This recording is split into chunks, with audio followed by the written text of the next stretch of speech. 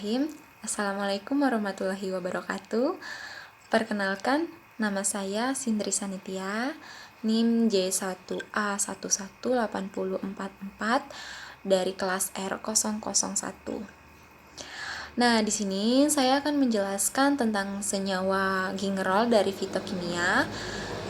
Ada beberapa penjelasan tentang senyawa gingerol, mulai dari namanya, struktur, klasifikasi, karakteristik, dan masih banyak lagi ya.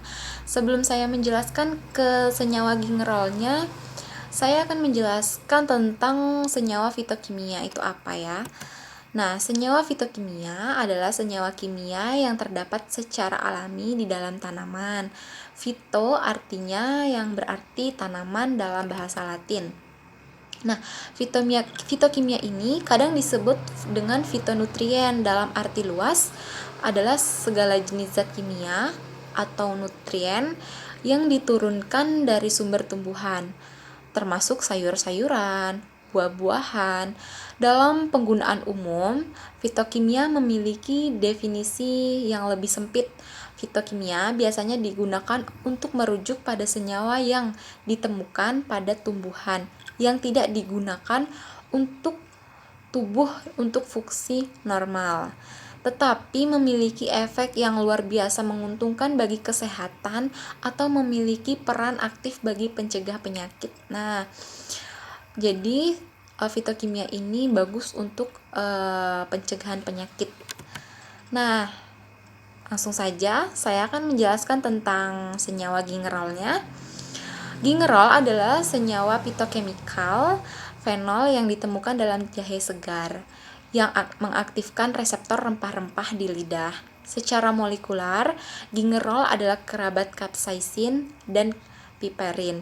Senyawa yang bersifat alkaloid, meskipun jalurnya bioaktif tidak terhubung. Nah, ada nama senyawa gingerol. Nah, namanya ada di sini, nama IUPAC-nya ini. Dan nama lainnya adalah 6 gingerol. Selanjutnya ada jenis gingerolnya. Ada 6 jenis homolog gingerol yang berbeda panjangnya. Rantai panjang alkil tidak bercabang, yaitu ada 4, 6, 7, 8, 10, dan 12 gingerol. Nah, ada klasifikasi senyawa gingerol. Klasifikasi senyawa gingerol ini, gingerol merupakan senyawa golongan dari fenol dari poliketida pada jalur asam asetat. Senyawa gingerol memiliki banyak gugus hidroksil sehingga dia bersifat polar. Gingerol ini merupakan senyawa labil terhadap panas, baik selama penyimpanan maupun pada waktu pemrosesan, dan akan berubah menjadi sagaol ketika dia berubah. Jadi dia labil dari gingerol, dia bisa berubah menjadi sagaol. Nah, di sini ada struktur kimianya nih. Ini dia struktur kimianya. Nah, ini struktur kimianya dengan rumus C17H26O4 dengan nama sistematiknya ini. Ini dia nama sistematiknya. Oke. Selanjutnya yaitu adalah dari mana sumber gingerol ini? Tadi saya sudah jelaskan, sumber gingerol ini dari hasil pertanian, yaitu pada jahe. Karena kandungan gingerol itu terdapat di dalam jahe. Gingerol C7H26O4 ialah senyawa yang terkandung di dalam oleoresin jahe yang dibutuhkan dalam modifikasi pati. Oleoresin jahe banyak mengandung komponen pembentuk rasa pedas yang tidak menguap, yang terdiri atas gingerol, zingiberin, sagaol, minyak jahe, dan resin. Nah, gingerol ini lebih banyak ditemukan di jahe yang segar daripada di jahe yang kering, karena gingerol merupakan senyawa yang labil terhadap panas, baik selama penyimpanan maupun waktu pemrosesannya. Jadi teman-teman lebih bagus mengkonsumsi jahe yang lebih segar karena gingerolnya itu lebih banyak ya. Karena gingerol itu mempunyai rasa yang pedas tapi tidak menyengat. Nah, di sini ada karakteristik senyawa gingerol. Ada beberapa karakteristik senyawa gingerol, yaitu ada berat molekul dengan berat 294,39 gram per mol. Selanjutnya ada bentuk gingerol. Bentuk itu minyak berwarna kuning, muda, atau kristal. Nah, penyimpanannya itu disimpan dalam wadah tertutup rapat. Selanjutnya ada massa jenis. Massa jenisnya ini adalah 1083 gram per cm kubik. Nah, terakhir ada titik didih. Titik didih pada senyawa gingerol ini adalah 453 derajat Celcius.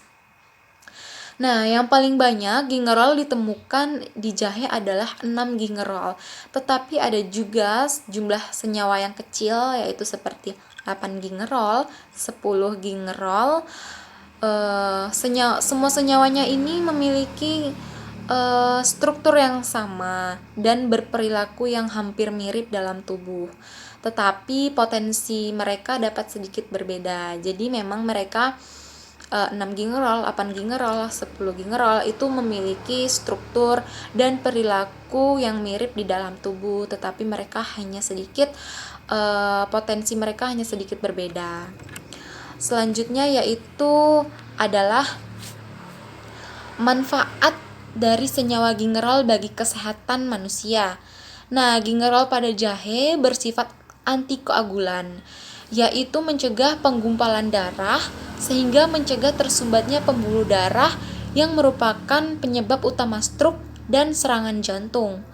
Nah, gingerol ini banyak banget manfaatnya. Selain dari itu, gingerol itu sebagai obat penyembuh kanker, meredakan penyakit migran, mengurangi mual-mual pada saat kehamilan, dan pada saat mabuk perjalanan, menyembuhkan bercak putih pada kulit karena kekurangan pigmen vitiligo. Nah, banyak banget manfaat gingerol.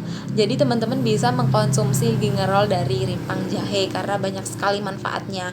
Apalagi yang mempunyai penyakit kanker itu sangat bagus untuk dikonsumsi ya, karena untuk menyembuhkan, walaupun tidak instan ya teman-teman. Selanjutnya 6 gingerol merupakan komponen zat pedas berefek sebagai antimetika menurut Anindya 2010. Sedangkan menurut Tejasari 2009, senyawa 6 gingerol, 8 gingerol, dan 10 gingerol dapat mengurangi aktivitas kordiotonik. Nah, selanjutnya golongan gingerol. Sudah dijelaskan juga ya tadi, golongan gingerol itu adalah fenol yang merupakan desinfektan yang paling umum yang digunakan di laboratorium sebagai penghambat pertumbuhan kuman atau membunuhnya. Kandungan gingerol ini di dalam minyak jahe sekitar 20-30% berat jahe. Nah, gingerol ini bisa diekstraksi. Ekstraksi gingerol ini menurut Tribal 1980 yaitu dari rimpang jahe segar. Ini termasuk ekstraksi padat cair yang dikenal dengan lacing. Lacing yang diartikan proses pengambilan komponen terlarut dalam suatu padatan dengan menggunakan pelarut. Nah, itulah penjelasan tentang senyawa gingerol yang banyak sekali manfaatnya untuk kesehatan, apalagi untuk penyembuhan penyakit seperti kanker tadi kan, dan serangan jantung, atau untuk orang yang sedang mual saat kehamilan. Manfaatnya banyak sekali ya teman-teman, apalagi saat pandemi ini sebagai antioksidan juga baik.